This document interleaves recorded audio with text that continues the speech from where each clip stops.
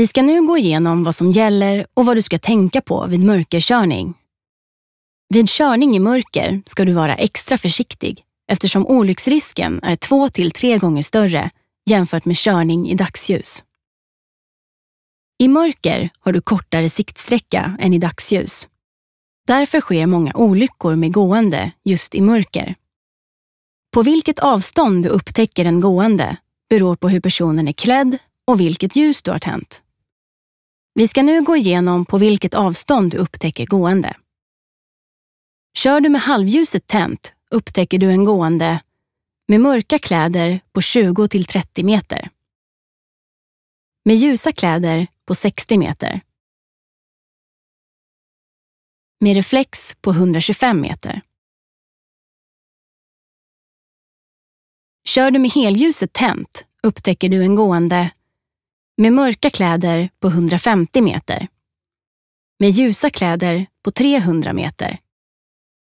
Med reflex på 400 till 450 meter. Som du märker syns en person som bär reflex bäst. Om du ska ut och gå i mörker är det därför viktigt att du bär reflex.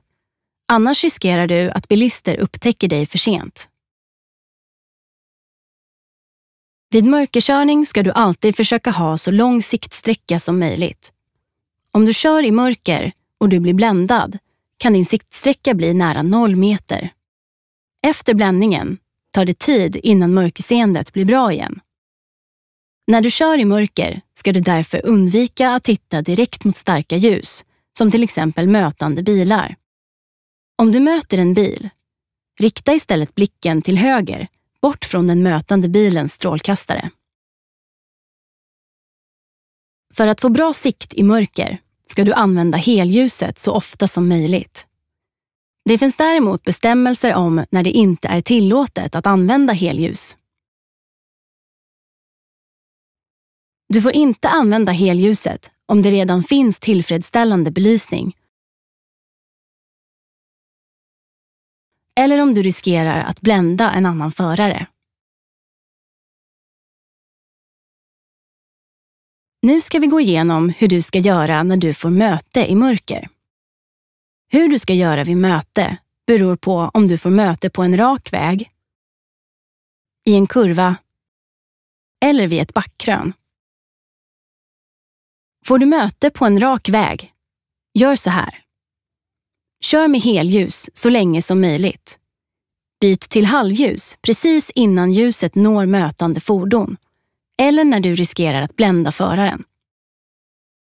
Sänk sedan hastigheten eftersom din siktsträcka blir kortare med halvljus. Håll blicken långt fram längs vägens högerkant. På så sätt blir du inte lika bländad av mötande fordon och du kan lättare upptäcka gående. Slå sedan om till helljus i mötesögonblicket. På så sätt slår du på helljus så tidigt som möjligt utan att blända föraren.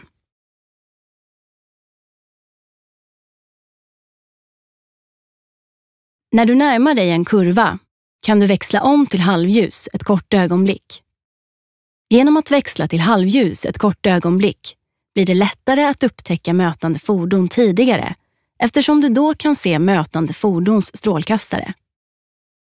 När du får möte i en vänsterkurva kan du behålla helljuset längre. Eftersom helljusen lyser rakt fram vid sidan av vägen når inte ljuset mötande fordon lika tidigt.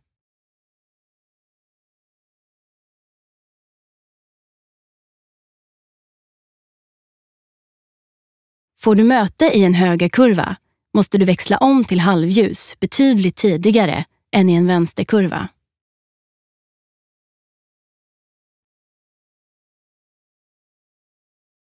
Även när du närmar dig ett backkrön ska du växla om till halvljus under ett kort ögonblick för att se om det kommer mötande fordon.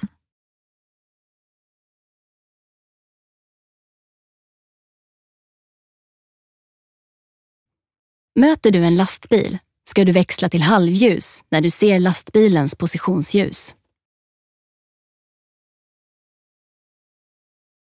Vid omkörning i mörker är det viktigt att tänka på att det är svårare att bedöma avstånd till mötande fordon. Du ska därför vara extra försiktig och vara säker på att omkörningen kan ske utan fara. Gör så här vid omkörning. Använd halvljus när du ligger bakom ett fordon och planerar omkörningen för att inte blända föraren i fordon framför genom backspegeln. När du påbörjar omkörningen och ljuset lyser vid sidan om fordonet kan du växla om till helljus. Under omkörningen ska helljuset vara på så länge du inte bländar mötande fordon. Innan du ska ut och köra i mörker finns det saker som du kan göra för att få bättre sikt. Kontrollera att strålkastarglaset inte är smutsigt. Om någon av strålkastarna går sönder ska de bytas ut så snart som möjligt. Kontrollera vindrutan och byt ut den ifall den är sliten och har repor. Det är också viktigt att vindrutetorkarna är i bra skick så att de kan hålla rutan ren under körning. Torka av insidan av vindrutan regelbundet. Det är bra att kontrollera sin syn regelbundet hos en optiker. Synen försämras ofta gradvis, vilket gör att det är svårt att själv upptäcka en försämring. Ladda ner Trafiko-appen. I appen finns all teori och du kan boka handledarkursen, riskettan och risktvåan. Klicka på länken i beskrivningen.